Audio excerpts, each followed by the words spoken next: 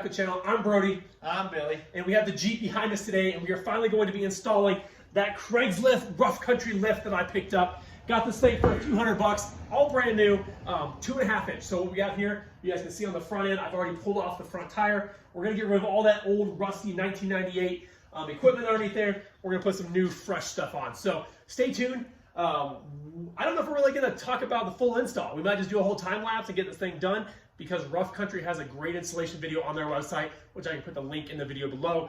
But yeah, so I think we're just gonna go ahead and time lapse this thing and just get it all put on and just see what it looks like. So you guys can see here, that's kind of my height as I have right now between the wheel well and the fender. That should go up to about there. So it's just gonna be a nice subtle lift. So stay tuned.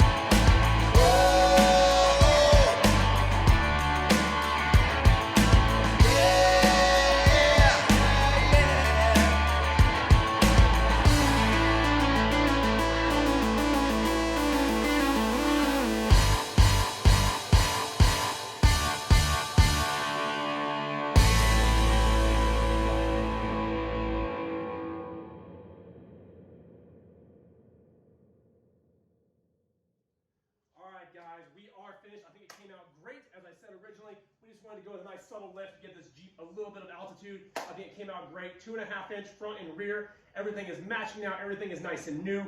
We removed those mismatched, just junk shocks that were on there and the rusty old springs. So I'm glad to get those out of there. We also did replace the track bar up front, and we do have a steering stabilizer that I still need to install, but I will do that after I get this done. Another thing I wanted to point out, these are my new wheels that I picked up off Craigslist as well. Kind of adding another part to this build, $200. So can't really beat them.